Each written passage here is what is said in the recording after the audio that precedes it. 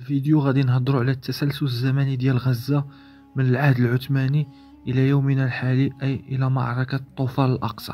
وغادي نشوفوا جميع المراحل اللي مرت منها مدينة غزة أو قطاع غزة بصفة عامة. دخلت غزة تحت حكم الخلافة العثمانية الإسلامية في القرن 16، وبقيت تحت حكمهم حتى سنة 1917 عندما استولت عليها القوات البريطانية خلال الحرب العالمية الأولى بعد 3 معارك ضارية. في عام 1917 سقطت غزة بيد الجيش الإنجليزي، ودخلت مع باقي مدن فلسطين مظلة الانتداب البريطاني على فلسطين عام 1920 حتى وقوع النكبة. مع انتهاء الحكم الاستعماري البريطاني في فلسطين أواخر الأربعينات من القرن العشرين، اشتدت أعمال العنف بين العصابات اليهودية والمواطنين العرب، وبلغت ذروتها سنة 1948 في الحرب بين الاحتلال الإسرائيلي والعرب.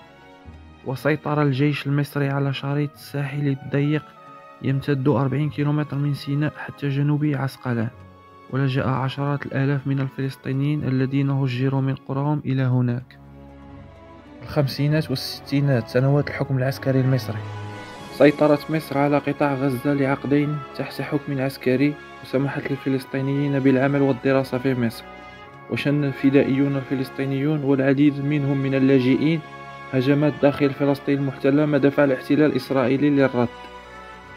وأسست الأمم المتحدة وكالة غوث وتشغيل لاجئين الأونروا التي تقدم اليوم الخدمات لنحو 1.6 مليون لاجئ فلسطيني مسجلين في غزة.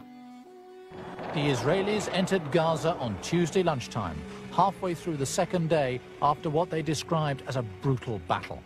احتلت إسرائيل قطاع غزة في حرب عام 1967 التي تعرف عند العرب بالنكسة، لتظل تحت الاحتلال لمدة 27 سنة.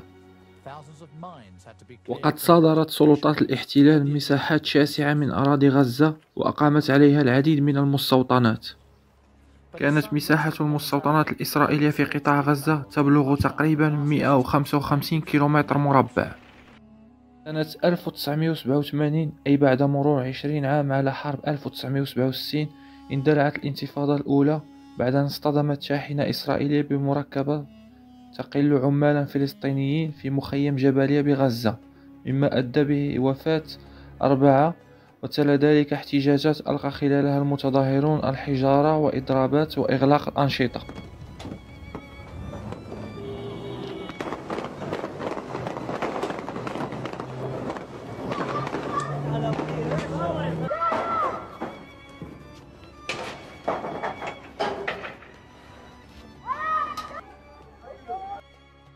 وقعت إسرائيل ومنظمة التحرير الفلسطينية بقيادة ياسر عرفات اتفاق سلام عام 1993، عرف باتفاق أوسلو، أدى إلى تأسيس السلطة الفلسطينية.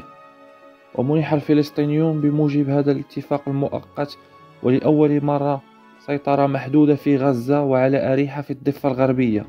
وعاد عرفات إلى غزة بعد أن قضى عقودا في المنفى. وأعطت عملية أوسلو السلطة الفلسطينية حديثة التأسيس قدرا من الحكم الذاتي، ونصت على قيام دولة بعد 5 سنوات.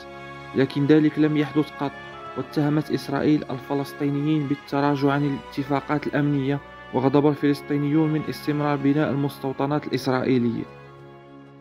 زاد التصعيد الإسرائيلي ضد الفلسطينيين في عام 2000، ما أدى إلى اندلاع الانتفاضة الفلسطينية الثانية.